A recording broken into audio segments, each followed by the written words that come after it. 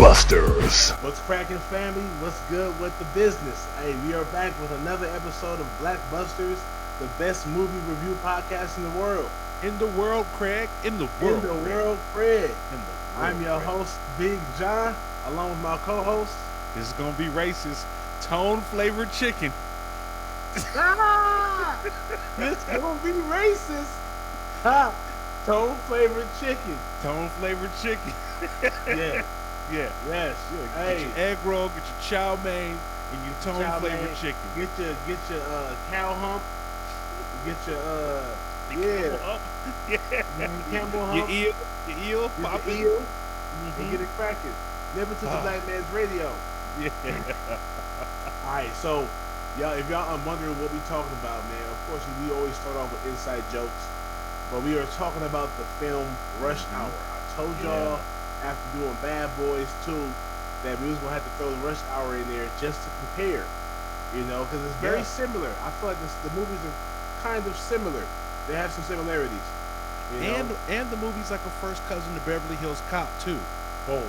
Right? Boom. Like, you know, like these are all three in the same family, whether they direct siblings, first cousins, or second cousins, because upon watching Rush Hour, I was like, if Beverly Hills Cop is a blockbuster, Rush Hour is a blockbuster too, for the same criteria, like for the same criteria. Now comparing it to Bad Boys, maybe a little bit more inclined in terms of the scale of the movie, but yeah, to me, those are the three that I feel most apply, not only for the style of movie, but what qualifies them as a blockbuster. I agree, bruh. So real quick, what I'm gonna put up Beverly Hills Cop. Beverly Hills Cop. That came in '84. And all right, so I got a few things to say about it as we go along. But all right, so we got Rush Hour 1 starring Chris Tucker, Jackie Chan, and it's a banger. It was a hit when it came out. It's still a hit. So it's we know if you watch any of Jackie Chan's movies ahead of time, he's an action hero out there in China. And this wasn't his first American movie, I think, but this was his biggest. It was his biggest. It was his biggest by far. By far, for sure. And Chris Tucker, for sure. I mean, he's done. You know, of course, I'm biased, so I'm gonna say Friday was his best movie, but he got a good resume. Chris Tucker is a sleeper. He got some good stuff. So here's what's so interesting, Ja. Like, I agree, Smokey is the most popular character that Chris Tucker has ever played. It's always going to be Smokey. Rush Hour is the biggest movie that he ever made. Right. But what's interesting is that I don't know if it's because he got into religion, or we went back to the church, or we ran into some money issues, but it goes 98 Rush Hour, 2001 Rush Hour 2, 2007 was Rush Hour 3. Then he has a hiatus and has a small part in 2012 Silver Lining Playbook, and then like a 10-year hiatus before he has another small role in Air. So his filmography, though banging, is really small. It's really narrow with a handful of performances. But this was by far the performance that sent him to the bank, that sent him with them deposit slips. Exactly. So when you say money issues, I mean, you have to be a fool or MC Hammer to be able to squander millions and millions and millions of dollars. Yeah, that was his situation. And it could have happened. No, it did happen. It did happen. So Chris Tucker? Yeah, Chris Tucker had all kinds of problems with the IRS.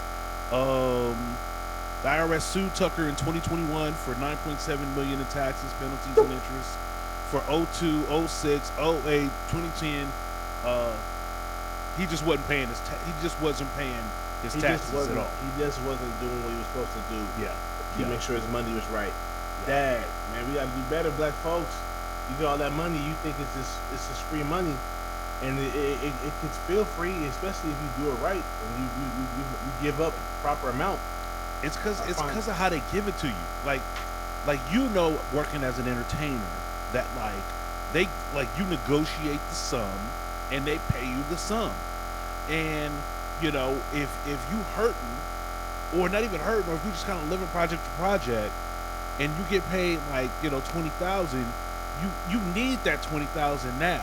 You feel like, okay, I'm not going to save this little tax piece, this little 35, 40, 40%, because I'll make it back on the back end, and that's how you go years without paying your taxes, right? nah, Like you yeah, gotta cut Uncle Sam off right when you get it. It's not gross, it's net. Like you gotta live your life by net. But I well, don't, is that but I don't want to get into his pocketbooks. right, right, But right? but the connection is that Rush Hour was so big of a movie that it spawned like two additional sequels. The movie was huge. It Right. was huge. Huge, and he was a part of that, and he made so much money the first time around. He made even more money the second time around, and I think even the third time around. So for him to have money issues, it's like, bro, who's your people? Who was around you? And either Yeah. you didn't have no good people around you, or you wasn't paying, you wasn't listening to your people. Anyhow, I felt like he was on the rise. Like he Rush Hour. It felt like it was a good film for him. I believed Mhm. him as James Carter, the detective. Yeah. It reminded me so much of Axel Foley. Yes. You know what I'm saying? Yes. So even though Eddie Murphy is Eddie Murphy, I think he's the goat. But Chris Tucker is in there. Chris Tucker would be the Dominique Wilkins, or he would be like a Dr. J type Yeah. character. Yeah. He was in a position to be a superstar. He was doing stuff like Rush Hour. What was it? What was the futuristic movie he did with Bruce Willis? 12 Monkeys or something? Not Yeah. 12 Monkeys. 12 Monkeys. Yeah. 12 Monkeys. The Fifth Element. Fifth Element. Yeah, Yeah. 12 Yeah. Monkeys was Brad Pitt. I'm tripping. Like he goes Friday in '95, Panther in '95, Dead Presidents in '95. Boom. Then he's got Fifth Element in '97, Money Talks in '97, Jackie Brown in '97, and then Boom. 1998, boom, Explosion. Rush Hour. Explosion. Then what was it? 2003 Part Two. 2000, 2001 was Rush Hour 2, True. and 2007 was Rush Hour 3. They brought him back, and it was still a smash. Yeah. So like he got 3 for 3 in those particular films, those action films. He killed those. Funny. Um, it was action packed, karate based. It was a good film. It's a good trifecta. By the time we get to Rush Hour, Chris Tucker is in control of all the things that make Chris Tucker amazing. Right? Like his his pitch, his cadence, the way he delivers his lines, the way he delivers his jokes, like all of it is peak, right? Yeah. Like Smokey is just raw comedy. Like Right. Smokey is just raw comedy, and we had never seen a character like that before on No. on TV, right? No. With some of the other movies, like we talked about how good he was when we did Dead Presidents as Skip, I right? love Like it. so he's got some acting performances. Money Talks is just kind of like Smokey with the volume turned up. But by Yeah. the time we get to Rush Hour, this man is in control of his comedy. And in my opinion, the movie absolutely goes because of Chris Tucker, right? Oh, yeah. Like Jackie Chan definitely handles the action piece. I think that's what makes this movie so dope. Is it's a great little blend. It's a great Great blend blend, of bro. Black American comedy that is universally funny to the masses, and then the charms of Jackie Chan that made him a star. Um, it's just a great blend of I think comedy and action. I think the Asian culture uh, loved Chris Tucker because of this film, and the Mhm. black culture embraced Jackie Chan because of it. Yeah, yeah, It was a great. It was a great. Now here's the thing: could Martin Lawrence play James Carter? Of course. Yes. but we already had him in Bad Boys. It's different. We already had him in Bad Boys, so they was like, okay, let's not. We don't need. I mean, not like we don't need him. We always need Martin, but let's try this Chris Tucker guy out. And Yeah. I think he sailed. I think he sailed. He did a great job. He was funny.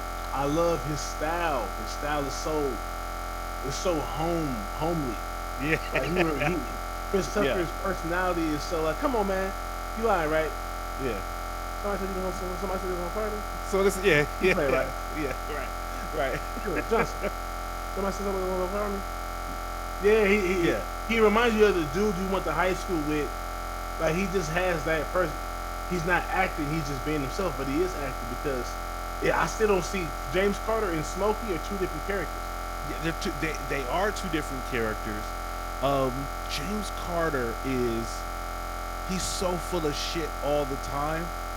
Like that everything is a lie, a hustle, a untrue, a combination true, and he's just so consistent with it, with everybody, right? We talked about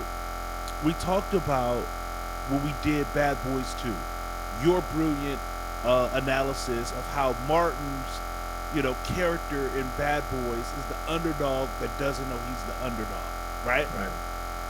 I was thinking about Chris Tucker's character, and he's like the overconfident guy that doesn't know he's an idiot, right? Like that it's the opposite. Like he's all bravado, and he 100% thinks he's got it. Matter of fact, I shouldn't even say that he's the overdog that thinks he's an idiot. He's like because he's not dumb. He's not dumb, but he's not smart. He's not sharp, right? Like he gets skilled up and leveled up through his association with Jackie Chan. So he's like how would you describe him at the beginning of the movie in terms of like Okay. his personality and what he is? I think what makes him such a good cop is that he doesn't think. He's not sharp. He doesn't overthink things. He's like, man, I'm an improviser. I don't do a partner. I don't need a partner. They're just gonna slow me down. They're not gonna be able to, because the way I do my detective work is so freelance and fly by night that no one's gonna be able to keep up with that. That's why I'm James Carter. That's why I do what I do. So But he's like, is he a good cop? okay, so it's hard because let's say the first scene when he was undercover with Sean with Chris Penn, Yeah. and the cops pulled up, and he was like, "Hey man, get out of here! I gotta take it under control. I'm gonna talk to him. Get out of here! Get out of here!" Yeah. Like hey man, don't blow my cover. Like, so he had that. He also showed up to situation- that meeting late. And He showed up late. He showed up So, late. Here's the thing: being a good detective is not necessarily something that you can say you're good or bad at. I think because you kind of work your own schedules. You could be in the bed sleep. You get a phone call. There's a murder up the block, or the murder on downtown. You got to get up and go downtown. You pull up when you want to. Your job is to to solve the case. So you kind of like work long hours, crazy hours, kind of do things at your own pace to your own drum. I think him being late like that was on purpose. I don't know why, but maybe he pulled up late on accident. I mean, on purpose, because who knows why did he pull up late? We never discussed it. Was he dealing with somebody else, or was he oversleep? Or was he just a bad cop? He drives. I think like even when Juntao he went to the restaurant and he's like, man, let me stop at Juntao, and he gets into the back door. He gets back there and he's just talking mess. Hold on, man. Yeah. Man, go ahead. You gonna shoot me, man? Fight like a man. Like, he's just improvising. He's improvising. He's throwing people off guard. At that point, he's not. You would think that he's just in over his head, but what he's really doing is he says, "Wait 5 minutes and then come back here, flash the badge." That was the plan. So he's stalling, even on the phone when he's talking to Juntao. He's stalling so they can trace the call. Okay. So a lot of times it seems like he sounds like he don't know what he's doing, but I think he does know what he's doing. But it's so non-conventional. is so unorthodox that it seems like he's just inexperienced. But like, I hear what you're saying. I hear what you're saying, and I think you're giving a lot of grace. I think you're giving a lot of grace to Detective James Carter. I'm going to offer a bit of a counter, right? okay, Um, Axel Foley is a great detective. We know this, right? Um, Again, his boss says you're a great young detective, right? Like so he's unconventional, kind of in the same way James Carter is unconventional, but Axel Foley has a track record of maybe getting it done, right? If we look at our two detectives from Bad Boys, kind of the same thing. They're unconventional. But they have a track record of getting things done, which is what kind of why they have the leeway that they have. By the time we get to James Carter, we don't really have anybody vouching for him in his department. In fact, they give him the dummy mission. They give him the mission that nobody that's credible would take, right? And they're laughing at him because he's really at the bottom. There's no respect for him amongst his superiors. There's no respect for him the same way that Axel has respect and Mike Lowry and them have respect. There's no respect for Carter like that.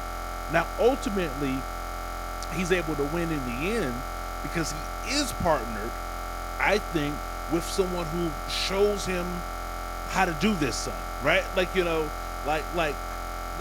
he is the he's coming from China, and he's one of the top inspectors and investigators. So I think that Carter kind of grows up a little bit under the tutelage, and then ultimately kind of becomes a good cop in the end. Maybe he had those instincts all along, but nah, I think that he's a bad cop, right? Like he doesn't understand the situation. He comes into the FBI. I'm gonna need one of the mirror pieces. Grabs a paper. That shit is hilarious. It's hilarious, but that's not what good cops do, right? He's wilding because he always has too much chip on his dip. He's another one of them teen wolves, another teen wolf. He comes in and teen wolfs the case. He's doing too much, and it's hilarious. But ultimately, I would rank him at the bottom of all those other cops that we talked about. He's not as good as a cop as Axel. He's not a good cop as Mike Lowry. He's near the bottom. okay. I'm gonna show you this. I hear what you're saying, but watch this. Let's not forget. Oh, real quick before I get into that, it almost felt like it wasn't gonna be a BlackBuster until Chris Tucker showed up. Because at first it started off with the Asian cop stuff and the shootout and all that stuff. Yep. No black people in sight. So is this a BlackBuster? But nah. Once Chris Tucker hit the scene, it's for sure a BlackBuster. You can tell by the writing that this is a black film. Based off, you know what I'm saying? So I'll get to that in a minute. I just want to throw that. I want to plant that seed. Now let's go back to this cop stuff. Let's know, even though we know his name isn't Juntao, but the guy, the blonde-haired Asian guy. All right. So Jackie Chan showed up, right, by himself, and had the guy in his grasp. And what happened? He lost him. Yeah. So as good of a cop as we think that Jackie Chan is, before he even met Carter, he failed his mission. This is fair. Sang got away. That's what he said. He said Sang got away. This is fair. So, how good of a cop is Lee? So, because he failed the mission, and that ultimately led to that guy getting away and setting up the kidnapping of Sue Young. Right. So, even when now Carter, when we first saw Carter, he was undercover, right? Just like in Bad Boys 2, they was undercover. Mike Lowry came out of the KKK suit. Yep. Right, and blew up everything. Shot his partner in the ass. Friendly fire. Shot his own partner. Right. You know what I'm saying? So let's start there. Now, but they got the bad guy. They got the bad guy. Shot him in the ear. Right. Yep. Boom. Chris Penn. Chris Tucker's character Carter got the bad guy. Blew up his car. He put him in jail. But the thing is, it was he got 2 cops. He didn't get 2 cops. Those 2 cops were stupid. Yeah. You know what I'm saying? They were. You know what I'm saying? They Was interfered with Carter dumb for doing that deal in the parking lot, the front parking lot Yes. of like they could have chosen a shadier spot, right? Like something more. Again, like we know, movies have to happen, things have to happen, Right. but Right. like that was the most brilliant spot to conduct a Carter transaction for even brought it C4. up. Carter even brought it up. Hey man, we shouldn't be doing this in the front. Yeah, I was back of the dock, man, waiting for you. Like he brought that up. Like he let you know that this is not what we probably should be doing this deal in the first place. But here we are. Yeah. But he sealed the deal. He got that cop. He got Chris Penn's character red-handed and got him in prison. Or got him in jail. But because 2 cops got shot, 1 cop lost a pinky, and he blew up a car. He's on the shit list. That's the only reason why he gave him that job. He gave him that gig. What does Lieutenant and Bad Boys do every time? He cusses out Mike and Marcus because they always ruining the city, blowing the city up. They've done worse than what Carter has done. So you kind of feel that like Carter is kind of like reckless like they are. it's kind of like in the same category as the Bad Boys guys, which is Yes. the movie doesn't show him doing good work, but we gotta like when you make an interesting point because when he's sitting in the precinct and he's got all the guys surrounding him, they're not like surrounding him like let me hear this fool talk. It's kind of like they want to hear his bravado and like tell us the story of what happened, right? Yeah. So maybe he does have a track record of like this wildly unconventional, improvised detective work. He's the only detective in the precinct that doesn't have a partner. Why is that? Yeah. That's what you said. Johnson said that. He's the only detective in the precinct that doesn't have a partner. I was supposed to be with you on that case, on that bus. You know I work better alone. Now Marcus and Mike. That's a great point. They be going on chases, ripping up Miami, blowing up buildings, blowing up cars, and the guys still get away. Yeah. How often, and you watch just watch the movie, watch the show. How often in the Bad Boys 2 that we just watched, after all that chasing, they caught the bad guy, and the bad guy was in prison. Very rare. Yeah. Not until the end. Yep. Not until the end. Yep. I think you make a good point, Ja, because even when baby girl, I forget what baby girl's name was, the girl Elizabeth Peña. Oh, like, Johnson? Yeah. Yes, like she was talking like I was supposed to be at that thing that got done because something good happened. There was something that I was supposed to have your back there. I was supposed to, or no, she was supposed to be at the thing with Chris Penn because there were explosives involved. Right. Either way, we kind of like I kind of feel you. Like Carter kind of does his work, and to your point, like you can decide as the viewer whether you like Carter's style or not, right? Like I personally didn't like Carter's style of how he did things. I know it's a character, but I just didn't like the fact that like for the most part, but it's a comedy. I don't want to, sometimes I get to lean in too hard and shit, man. Like and just be like, just let it be funny. But like I didn't like that like he's the only character that seems like I don't want to say stupid or dumb, but just like doesn't read the room, says the wrong things, makes the wrong choices. It kind of always works out in his favor in the end, but like that's his style. So like let me back off and not be like Mr. Black Power Police in terms of like leaning in on that. Like let a comedy just be a comedy, but like I would have like Axel was smart, right? Like Axel was smart, and you could tell he was smart, and it was also a great comedy, right? Like our Bad Boys detectives are smart, right? Like they're smart with Clarence with Carter, he comes across as a good cop in the end. But in the beginning, it's like, what the fuck is this guy doing? Hey, like I Come think on. you're being hard on Come on. him. Am I being I too get hard? it. Let's talk about this. Mm-hmm. When when when Jet Li finally got not Jet Li, excuse me, Jackie Chan finally got to L.A. He got picked up by Carter, and Carter's job was just to show him around and still do his.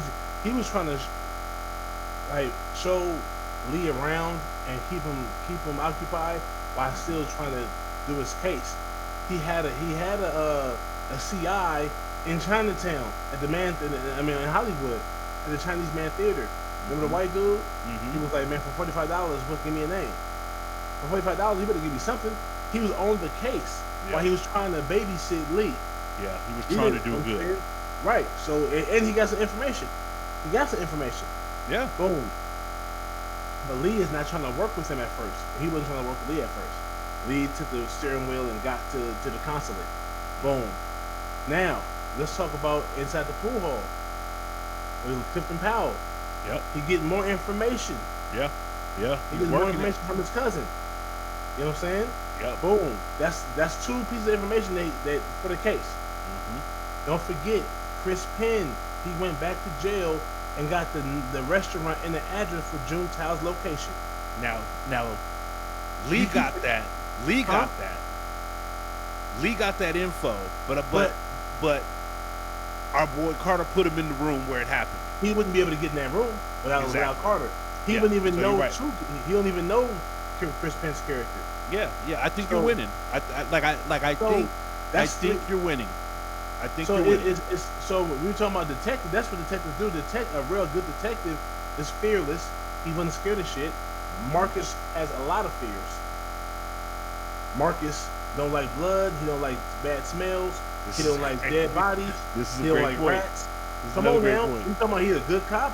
He's a good detective, yes, but he has some limitations. You know what I'm saying? You make a great case, Ja. Like honestly, bro. Like you make a great case because you do illustrate in this movie that like Carter is working the case. If you may not like the way he works it, but he steadily makes progress. And now I kind of like have to jump ship a little bit. And in many cases, he makes more progress than the FBI. Right? Like, you know, Yeah. like he and Lee get to the restaurant on their own. They don't get any information from the FBI. They get there on their own, right? from like the so tip, from James Carter's connections and Yeah. his arrest yep, from the people yep. that he's leaning on. You know, Carter talks his way into, you know, the room where he's able to figure out who the real June Tao June Tao is. is. Like, June Tao, you yeah. know, he goes, what y'all watching on the TV? So yeah, I mean, I think like it's like he's like the Forrest Gump of detectives. But no, I keep throwing him shade, and I'd have to take a strong step back and respect what my man Ja said. He does work the case. He works the case. Think about it. He gets the info. He just does it his way. And so when Marcus and Mike go to their CI and start breaking up his store to get information, that's how they get information. To where the blonde head Zoe, the blonde head Haitian dude is at. Mm-hmm. You know what I'm saying? To get information. And then from that information they find out where Johnny Tapia. Johnny Tapia is hiding. Yeah. Same thing when Carter goes to the guy he arrested a few weeks ago or a couple days ago to get information, and then Lee gets the information out of the guy. That's teamwork. So he's going to all his spots, ask the questions. Yeah, yeah. You know what I'm saying? And a good cop, he knows how to pick his battles. He's not going to trip off of Clifton Powell for running his numbers, the underground gambling. That's small beans, small potatoes. You Yeah. just better supply me with information when I ask you on bigger stuff. Yeah, yeah. So I think you're right. A good detective got to have his connections, and he got those. I over think the city. you're right. I think you're right. Again, like personal preference. I like the way Axel worked the case. You know what I mean? Like, I like the way the Bad Boys worked the case. I Don't would forget. probably want to look at how Martin worked the case, and that might be a more like maybe it's not fair to compare what Eddie does in Beverly Hills Cop and what Rush Hour does, because one of these movies is definitely, even though they're both comedies, one is like a action comedy, and one is maybe a little bit like more comedy focused. It's interesting though. It's interesting. Like again, like this movie, for everything that I'm nitpicking and talking about, this is the shit that makes the movie work. Right? So let's be clear. First one y'all kicked me. Yeah. Fantastic. Like every damn near every line that Chris Tucker spits out of his mouth is so fire. He's so likable, right? Jackie Chan is so likable, and the movie is largely about them just interacting, like their dialogues. There's a couple little action sequences kind of peppered in between, but really it's a true buddy comedy, right? It's a true buddy comedy, and especially folks from two different worlds, which is great. The movie has like different styles and beats to it. Like the Jackie Chan shit feels very much like like an Asian martial arts movie, right? And then the Chris Tucker of it feels like a classic American comedy, and they get the blend right.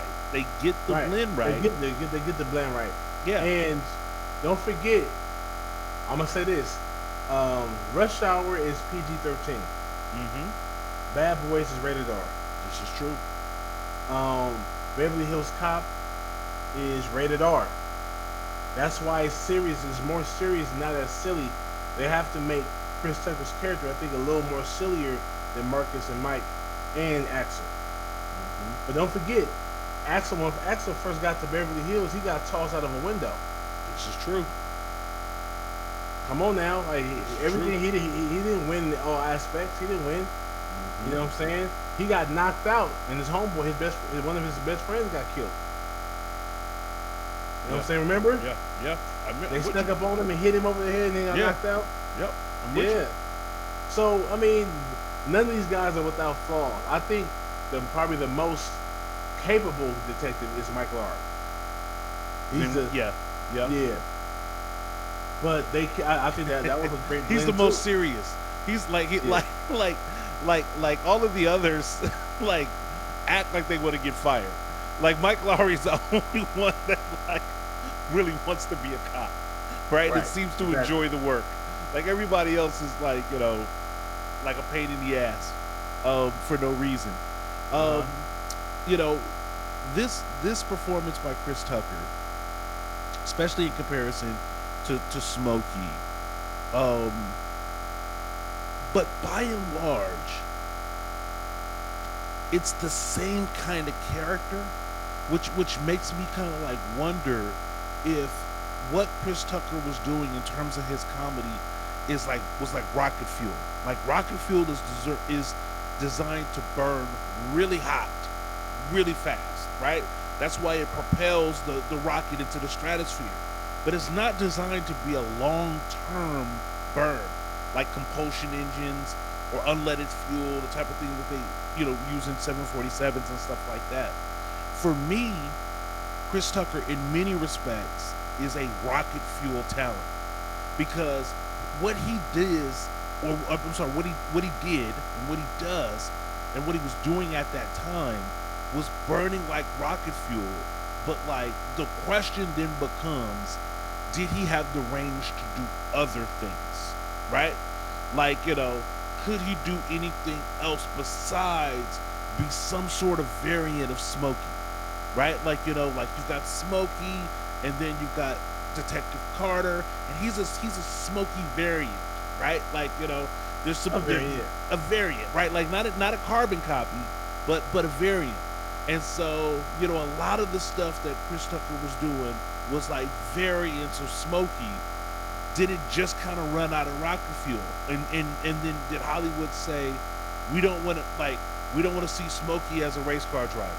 We don't want to see Smokey as you know what I mean? Like nah. That I was saying no, but I ain't gonna cut you off. Go ahead. No. But that's the open question. The open question is, for a talent like Chris Tucker, why like if there's not for documented personal reasons or him stepping away from the business, it did kind of feel like Hollywood leaned away from him in a Nah, sense, or am I I misreading that? doubt it. I don't think that at all. I think they saw they had a star, and he messed it up for himself with the taxes. He messed it up with himself for thinking he was bigger than other projects. And I don't think. Mm, I think as a comedian, I think as a young dude, he wanted to be famous, or he wanted to make a lot of money. Probably wanted to retire his parents. I think he wanted to have a lot of money to help his family and I think he did that. Believe it or not, some actors might not want to act and make 2, 3 movies a year. right. They might just be like, Daniel Day Lewis, he be doing a movie every 5 years. Yeah. James Franco, he be going to school and getting his master's in this and getting a law degree here and then acting in this movie and taking 2 years off to do something else. Some people just want to just do their own thing. And when you get 20, $30 million at a time, he's probably sitting on this bread, spending a lot of it, spending a lot of time with his mom and his family and his kids and um, uh, evading taxes and all that. Right. And so I think that he pulled away because what he would essentially be, you just said, I don't know if I want to see Chris Tucker be a race car driver. Why not? We saw Will Ferrell do it. No, no, no, no. I like I what I think that think. Hollywood would have. I think he would have kept on. He would have did 2 movies That's at a least great a year, point, by the way, though. 2 or 3 That's years. that's Chris a great Farley, point. Will Ferrell is the same guy in every single movie, and we Yeah, love him for it. yeah, We love him for it, as he should be. He's because no one, a lot of people can't do what he can do. So I don't mind seeing him in different. Him as a race car driver, him as an elf, him as a stepbrother, him as something. You know what I'm saying? Him as a guy going back to college. What I'm about cool so? with all What those about things. this theory? What about this idea? And again, like the conversation that I'm having is I want to understand Chris Tucker, Hmm. right? Like all of these questions are just me like really like trying to understand Chris Tucker and Chris Tucker's career, right? Because for us on a show about black movie podcasts, he's a rocket fuel talent, right? Hmm. So maybe the argument is he wasn't as crossover as maybe we thought, right? Friday was a huge movie in the black community. And I think a lot of us think, and I think rightfully so, that it was a huge crossover classic as well, right? Like it seemed like everybody was watching Friday, not just black people, right? And that's what, okay, so that was a huge, crossover hit. I felt like Rush Hour was the same way. That like it was this huge crossover hit. And they go Rush Hour 2, and Rush Hour 2 doesn't do quite as well as the first one. 3 doesn't do quite as well as the first one. And then at that point, like, was Chris Tucker not a crossover star big enough to like greenlight another film or another franchise, right?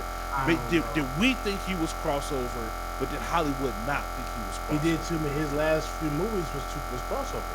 The Rush Hour franchise is Hmm. crossover. So he was. You can't say is he crossover. He's doing crossover movies 1, 2, and 3. But what I'm saying is after that, the same way you talk about how like Will Ferrell and Chris Farley and some of these others, after making box office bucks like Chris Tucker made, there should have been another movie waiting for him after the Rush What Hour. if And to your what if point, it was?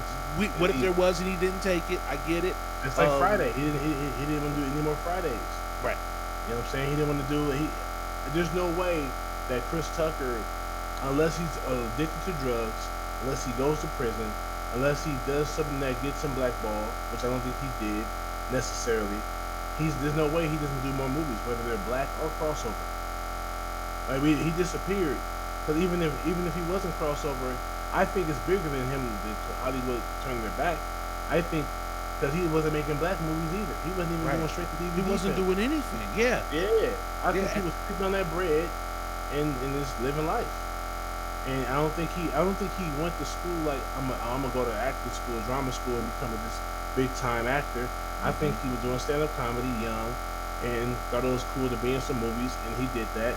And then not only did he go from Rush Hour, I mean from Friday to Dead Presidents to Rush Hour, that changed. He was like, bro, I can get this kind of money. Oh, I don't gotta work for 10 years. I'm good. Yeah, yeah. I think that's more so what happened than him. There's no reason. It's not like I haven't heard about Chris Tucker getting in trouble, beating up his girlfriend, nothing like that, to where No, people no. get blackballed. Like The I only think thing that I know is I tax. saw a couple of interviews where he got really strong in his faith. Right, And so, that could have had him like, Hollywood is sinful and I don't want to be a part of the game. right. Um, which 100% makes sense. Then he runs into the tax issue. Um, and then I think it's weird. Like Chris Tucker, I think, because he did a comedy special not that long ago, stand-up comedy special, where he tried to go back to his comedy roots. And it almost feels like, I don't know, this is just me and I could be wrong, but like Chris Tucker don't know how to come back home, right? Like, like if he came back to black movies, I think he could have an incredible revival. But again, it's to your point, if he wants to, if that's what he desires, he may not desire it. But that's what it kind of feels like. It kind of feels like rocket fuel propelled to superstardom in Hollywood, and then he kind of orbited there for a while, and then just like kind of just is kind of in A guy, no come on. man's land, like Hollywood no man's land. He's not making mainstream movies. He's not He's not making black making. movies, right? Like, does he want to make movies? Does he want to do stand up? He comes back and he does stand up, and it doesn't like blow up, right? Because again, stand up, as you know, you have an earthquake. Hold on. What happened here? No, other one. Right, okay, yeah. Hold it. Hold on. Yeah, I'm gonna Oh, have shit, it. lights, Thank you. yeah. Yeah, technical difficulties. Yeah, yeah, no worries. Uh, but yeah, but it seems like there's just so many question marks around a talent that big and that popular. Like, and I don't think any of us kind of understand like what happened. I You think know? I think the faith. I think he thought he was too big for black movies, for the hood stuff, because he think that people were going to probably expect him to be smoky like, and he Hmm. wanted to get away from that character, that persona, that energy. And I think he just like, man, I'm cool. I think he probably his ticket could have been like, man, if you ain't paid me at least 20 million, I ain't doing it. Yeah, yeah, The same. I mean, not saying that that's what happened to Terrence Howard, but supposedly the story I heard about Terrence Howard, that after Iron Man 1, he was asked to take a pay cut, and he refused to take a pay cut, yeah, yeah, and or he wanted as much money as um, Robert Robert Downey. Robert Downey Jr. Yeah, yeah, And yeah. which doesn't make sense. Why you get as much money as Iron Man? He's Iron And so Man. supposedly he Yeah, quit, or they fired him and they gave it to Don Cheadle. Maybe. But I think there was a interview I saw of him recently that he dispelled that rumor and told the real reason why he wasn't on part 2 and 3 of Iron Man. And it could be, it had nothing to do with him being selfish or yeah, greedy.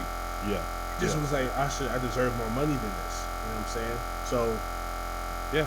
man, I I mean, don't know if Chris Tucker was like, when you pay somebody $10,000, $10 million, and then $20 million. And I thought that, well, I thought one of them rush hours he got paid 30 million. I I'm not mean, sure. I have to fact. he was like, when you hit the number in Hollywood, you hit the number in Hollywood, Right. and Rush Hour hit the number, right? Yeah. So, I mean, he had every reason to believe that, I don't need to do All these other movies.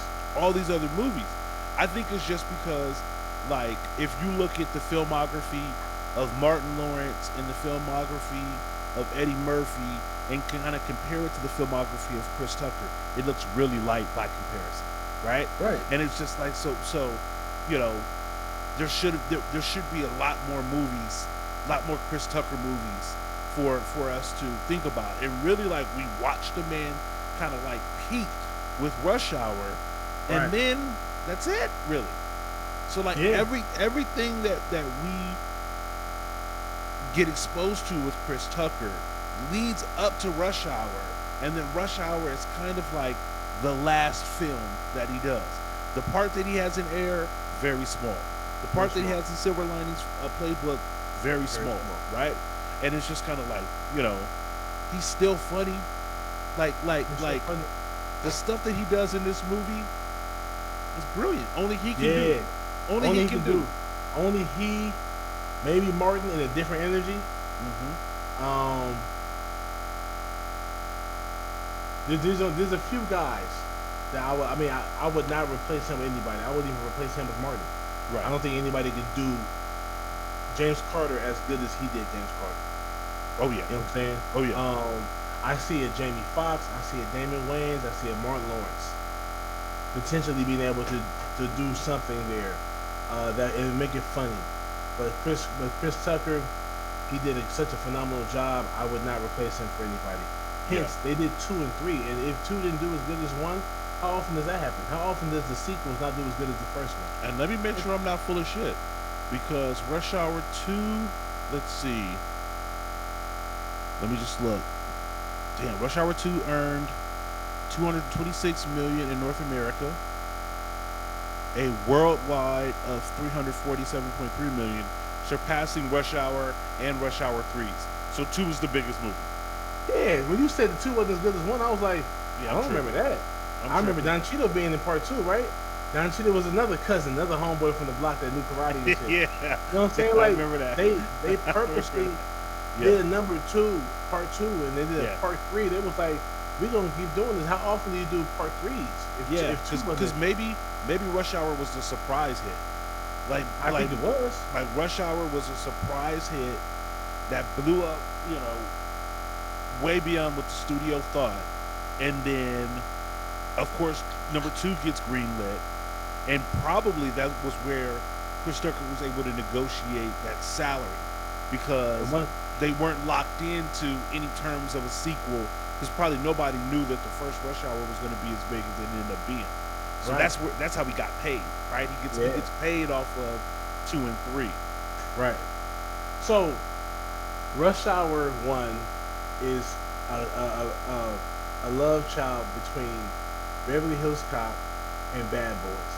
Yeah, Because Beverly Hills Cop, we got Axel Foley and the 2 Beverly Hills detectives. This and another thing to keep put out there as far as how good of a detective is Carter. Carter is in South Central. He all over L.A. yeah, Axel was dealing with these Beverly Hills cops, and this was like Beverly Hills level cop yeah, police work. yeah, He a Detroit detective coming in, and he saw how weird, how cool, how corny it was. He was, mhm, and the detectives, come on, yeah, the detectives yeah. in Beverly Hills Cop. We talking about Rosewood, Detective Rosewood, and Taggart. yeah, Rosewood and Taggart, Taggart was tough, yeah, but he was soft too. Not yeah, soft, but yeah, like, yeah. He was he yeah, was he was on his way out. You know, just yeah, he didn't want to be trying to there. write that desk till you know, wife is Yeah, probably ready to divorce him. He just, you know, just let me get this pension. let me get this pension and get out of here. Yeah, yeah, Um, let me go on this golf course. yeah, So, and Axel Foley he was in Beverly Hills navigating. You know what I'm saying? And so, uh, I think Chris Tucker was a budding star. He should have 10 more movies after Rush Hour.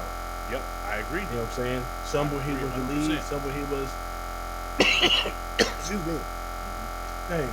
I think Chris Tucker is a great sidekick. He's a great side character. He's a great lead as well. Yeah, Money Talks and Rush Hour, the trilogy, lets you know that he can lead. You know what I'm saying? He's a superstar. I mean, Dead Presidents was evidence that he could act. Yes. You know, like he Yeah. could act, like he could have. I mean, like Chris Tucker is a really handsome guy, right? So Awesome handsome dude. like handsome like Eddie is handsome, right? Yeah. So like there could have been rom coms in the mix for him, Come right? on, Like man. like everything, like everything he could have won. He could have did more action. He could have did more straight comedy. He could have did more crossover. He could have 100% had the career of Will Ferrell. And this, 100%. I'm gonna say this, and I love this guy. He's a legend. He's the one. He's Mr. Booty Call. Pause. Hmm. But imagine, I would believe Chris Tucker in How to Be a Player. Yes. Um, Even though Bill Bellamy, I wouldn't switch out Bill because Bill is as smooth as you get. You know what I'm saying? It would be interesting to see Bill play Marcus Graham in Boomerang, and Boomerang's my film. Yeah. But Oh, you know, yeah. I love playing Rubik's Cube with the actor, bro, in Yeah. the movie. Yeah. To see him play across from Robin Givens and Halle Berry would be interesting. Yeah. You know what I'm saying? Could Bill Bellamy be a better James Carter? I don't know. If he's funny, I don't know if he's as funny as Chris Tucker. Yeah. You know what I'm saying? No. No. Like you need again, if Martin could have played in Rush Hour for sure. Yes. It's really kind of like chicken and beef, right? Uh-huh. It would have been a Martin movie. It would have probably done well, but I think the best combination was Chris Tucker. I think the best combination of Chris Tucker, because he's just his energy at that point, the way he was floating into them, the way he was responding to everything, the way he was looking at everything, the way he was dancing. Come on, man. See, man, I should lock you up for this. Cigarette. No, this is a cigarette weed. Yeah, man. Right. He was great. And I think that's what this movie does is it makes me ask the question, why is there not a whole lot more? There are Hollywood talents not equal to Chris Tucker, below Chris Tucker, that have had long movies, right? I'll give you a great point. Chris Tucker should have the same career as Adam Sandler. Right? I agree. Because I agree. But I don't think are you saying Adam Sandler is below Chris Tucker? What I'm saying is that I think Chris Tucker is more I want to say I believe that Chris Tucker is more talented than Adam Sandler. But Adam Sandler was given the opportunity to go on and do other types of films, right? That's why he's had that, because again, if you look at early Adam Sandler is basically kind of doing the same kind of character in every movie, right? From Billy Madison, you know what I mean, to Waterboy. It's the same kind of variants of Billy Madison, right? The same way we have variants of Happy Gilmore, Smokey and Happy Gilmore, right? Same thing. Adam Sandler has a blow-up movie in The Waterboy, right? Which is kind of the same way Chris Tucker had a blow-up movie in Rush Hour. But then Adam Sandler was allowed to make a bunch of duds. He was allowed to make a bunch of duds through the late 90s, through the 2000s, right? A bunch of duds? Adam Sandler, right? I guess you're talking about Lil Nicky. Lil Nicky. What's the daddy with the little boy? That movie? Yeah. Let me bring it up. Don't forget about Bulletproof. You know what I'm saying, with Damon Wayans. It's a good movie. Hilarious. Yeah, I mean, he was able. Adam Sandler was able to do a lot more. And Chris Tucker, you can see lately, Chris Tucker has had these dramatic roles, right? But I think he was good enough to be leading them the same way Adam Sandler was leading. Yeah, I agree. If I think about it, that's if I look at the best crossover comparison for Chris Tucker, for me it's Adam Sandler. I can see that. Will Ferrell, of course, work more. He has the SNL, and he's got big movies too. But so you could also maybe make that comparison. I don't think Will Ferrell's ever done anything serious in terms of of his career. So I don't think he's gonna be bigger than Rush Hour either. Will Ferrell? Yeah, has he? I don't think so. Talladega Nights was pretty big. Yeah. And Anchorman. Yeah, Talladega and Anchorman, big for mainstream world. I don't know too many black people than Rush Hour though. Right. I mean, they're big. They were hitters too. And you also got to think about our perspective, right? Like I've seen Anchorman probably once, and was like, I get it, but it's not my thing, right? Like Hilarious. it's I love funny, Anchorman. but but Chris Tucker gives me the Lowrys that I need. Like it's the Yeah. like Anchorman is chicken breast, which is okay if you're at a wedding, right? Like Uh-huh. but And like so but don't Rush forget, Hour is a leg and a thigh. You know what I mean? it's Like a leg quarter. yeah, It's a exactly. leg quarter. That's my thing. It's So dark meat, juicy. yeah, Talladega Uh-huh. Nights. Talladega Nights was like like it was very funny, but it also was not culturally connected at all, Right. right? To us. Um, Yeah. but yeah, no, I think like the short end of it is, I think we're both huge Chris Tucker fans, and Hmm. he alone made this movie a blockbuster. Yes. Like Oh yeah. his performance made this movie a blockbuster without question. You get no blacker than Chris Tucker. Yeah, And he yeah, was black on, and it became a blackbuster as soon as he got on the screen. yeah. When that fight scene in the bar happened in the pool hall, saying, Mhm, "What's up, my nigga?" mhm. That let you know this is a black film. Yeah, yeah. You know what I I'm also saying? like my man. I ain't no punk bitch. I ain't no punk bitch either. I ain't no punk bitch. Yeah, I love it. yeah, Love it. Love all it. that, Okay. bro. So, um, I think I love Will Ferrell. Don't get it twisted. Yeah. Will Ferrell and Mark Wahlberg did a buddy cop film, and it was funny, Mhm. but it wasn't Rush Hour. Yeah. It wasn't Rush Hour. Yeah. You know Like what I'm I'm trying saying? to think. Like I'm just gonna throw this out here before we kind of get into the awards. But like, okay, of the buddy cop movies, and I just went to Google, and then of the buddy cop movies, I mean, you got Bad Boys, and of course you got Rush Hour, and you've got like Ride Along and 48 Hmm. Hours, and Hmm. but it Beverly Hills Cop. yeah, The Last Boy Scout, Bulletproof, but I really think that like Rush Hour is probably at the top of the list, It's and after Bad Boys, bro. and like It's probably after. after Bad Boys, It's at the top though. maybe after Lethal Weapon.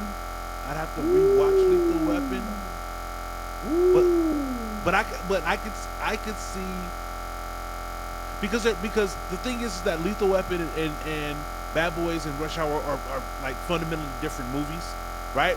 So like if I stay in more of the like comedic buddy comedy, then I think that like Rush Hour is number two, right? Yeah, Rush Hour and Bad Um, Boys. So because Bad Boys was a rated R, it was a more serious movie, more adult movie. yeah, But Rush Hour was PG-13. They wanted kids and families to go see it. I right. think Rush Hour is a family action film, Family action comedy, comedy, yeah, yeah. and Bad Boys is an adult action comedy. I think you're right about that. You know what I'm saying? Because it's still funny. We come here to borrow some brown sugar. Yeah, Like yeah, that's it's comedy. It's dark comedy. And if you watch the fight scenes in Rush Hour, I mean in Bad Boys, it was real. Shootouts was real. Fight scenes, people get their leg broken, their face busted up. In Rush Hour, it seemed like everybody was doing choreography, the yeah, dancing. yeah. Like, it seemed like they were dancing, they were fighting, but like they were very. You could tell the fight scenes were choreographed extremely.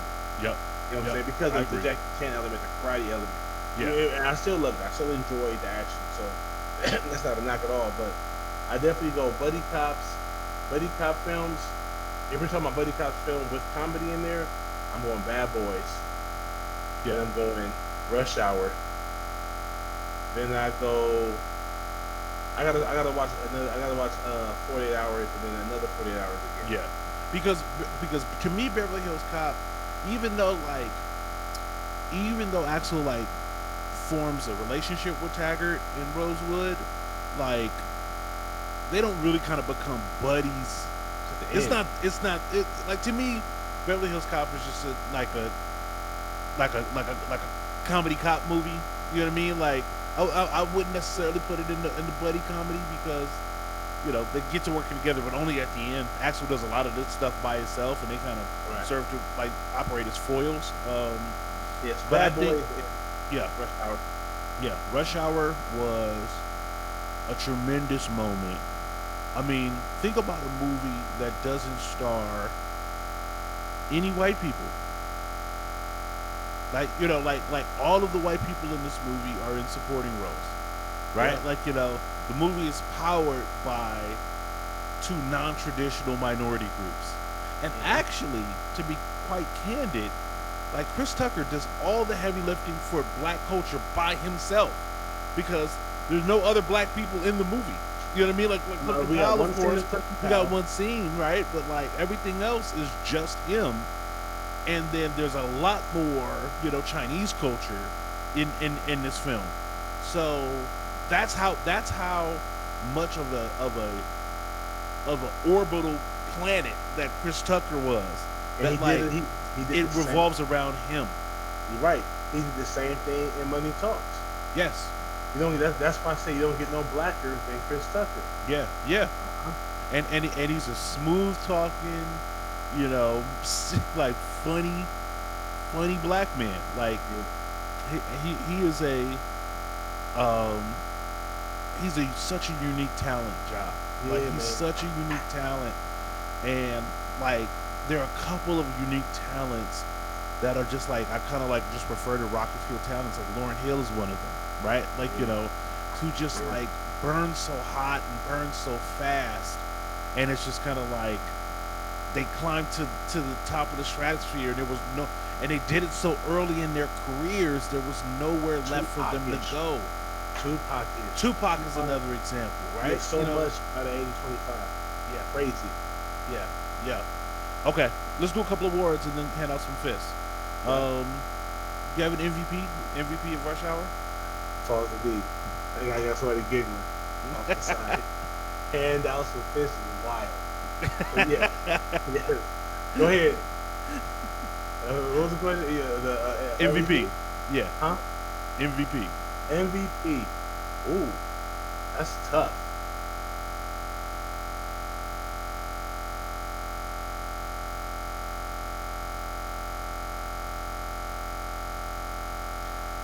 James Carter, bro.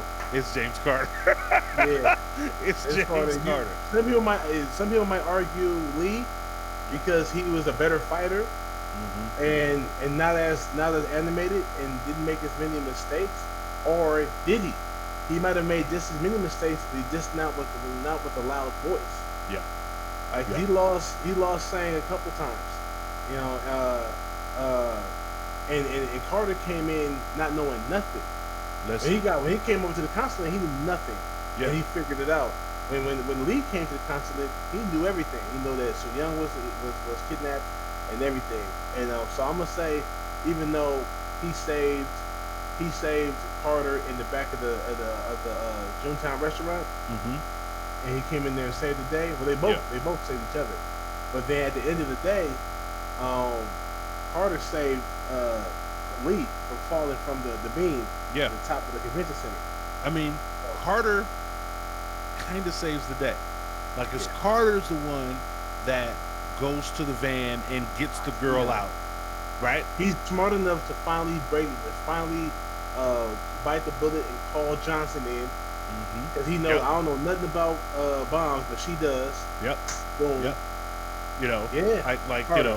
gets gets gets in front of Chris Penn's character, right? Like, he in many respects, like you changed my mind on it. Like I still wasn't a huge fan of his style, but again, I think I was coming a little bit too hard, and I think I have too many comparisons in my head, like, Right. because we've watched kind of too many of these types of movies recently. But yeah, I think he's the MVP. I think that like he does everything that matters, and he saves the little girl in the end, and he saves Lee in the end, and he tells the FBI to take the badge and shove it up their ass, So yes, and all up in there. leaves on his own terms. I'm LAPD baby and dipped Yeah, off. yeah.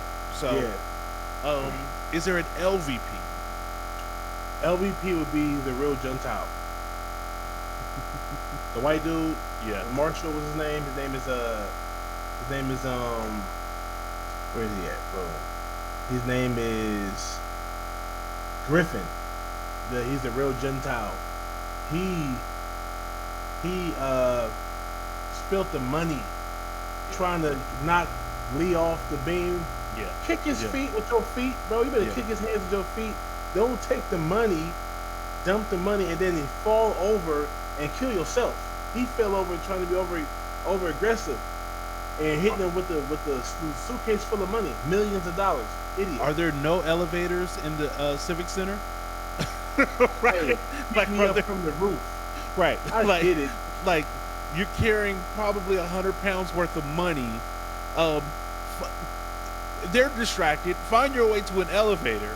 Take it all the way up. Like it seemed that like there was an easier path than. And you old as fuck, bro. Yes. Your old ass down, man. Yes. Climbing ladders with one hand and got a suitcase full of bread. Millions. Come on. You old, bro. Come on. Like you can get your criminal money elsewhere, bro. So yeah, I agree. Okay, so let's rank it. 5 Black Fists, all-time classic. 1 Black Fist, movie that got made. How do you rank 5. Rush Hour? It's a 5 for you? It's 5 for me. Let me tell you why. Because you got the funny. I laughed. I laughed today. I watched it. When I watched it, I laughed. Chris Tucker was smooth. He was funny.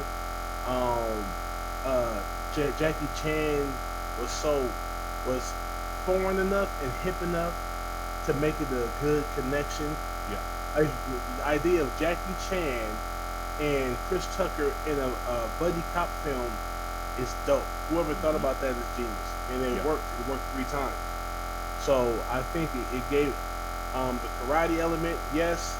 The funniness of Carter, dope. Yeah. Yeah. Yeah. I think here's why I think it is a 5 Black Fist movie. There are certain things that like black people do that you have to be witness to, right? Like, you need to see Jordan play.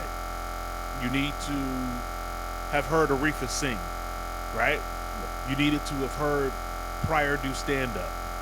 Right. And on that list of kind of things that are important for whether you're a member of the culture or someone that's learning about the culture, watching Chris Tucker do his thing is, I think, on that list, right? And you can see him do it in Friday, but you also need to see him do it in Rush Hour because it is a one-of-a-kind comedic talent, ability to be able to do. And for that, the fact that this one kind of lone black man made this movie that is not supposed to be a blackbuster, a certified blackbuster, that earns all 5 fists for me.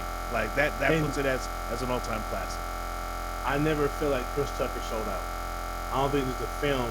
Nope. Him playing that weird ass character in Fifth Element made me like, what's going on, Chris? Yeah. What are you doing?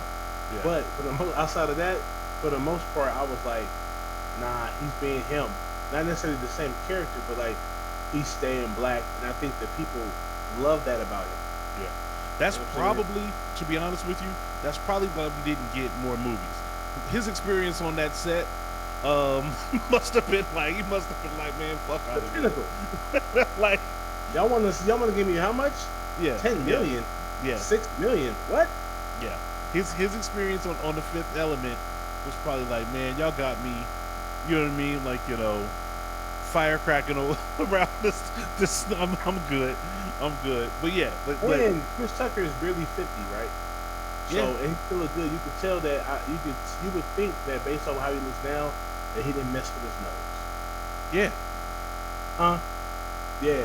Yeah. And He that's good. why I think that his disappearance is his doing. I and think not you're right. Jordan. I think it's the faith. And again, who knows what he saw, Right. or who knows what his evolution was. It's Right. it happens. It just seems like it doesn't always happen.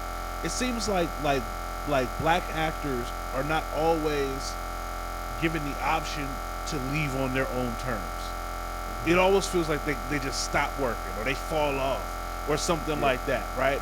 Like, we rarely get to see somebody have so much success, like you said, that they could be like, all right, man, I'm good. Like I don't have to do this. Right.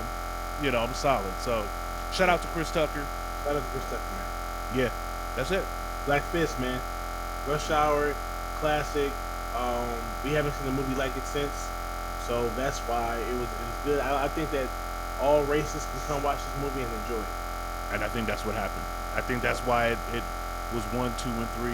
And again, 98 was, it comes at this time of just cultural crossover, right? Like, we've got TRL, TRL on MTV, and we've got all of these kind of like merging of cultures. Hip hop is big, and we got hip hop and rap and pop, and and it was the perfect time for this type of movie. And I think that's what helped it blow up. For sure. Yep. Yes, sir. I like it, man. Yeah. I love it. Yeah. All right, family. Let us know what you think in the comments about Rush Hour. Do you think our statements and our takes were solid? If not, disagree or agree, let us know in the comments. We catch y'all next time on BlackBusters, the best movie review podcast in the world. In the world, Craig. In the world, Craig. I am your host, Big Ja, along with my co-host, Tone Flavored Chicken. Tone Flavored Chicken is hilarious. Yes, indeed. Hey, and Chris Tucker was racist as hell in his movie. Oh, hell yes. And they let it ride. Yes. It's 98 though. I guess that's why. Hell yes. Hell yes. Racist as hell. Yeah. He said, what did he say? Sit your soy sauce chicken ass down. I said, what? Damn. Yeah. Perfect. Anyhow, bro. That's good, man. Catch you next time, family. Be good or be good at it. We out of here. Peace. To the max.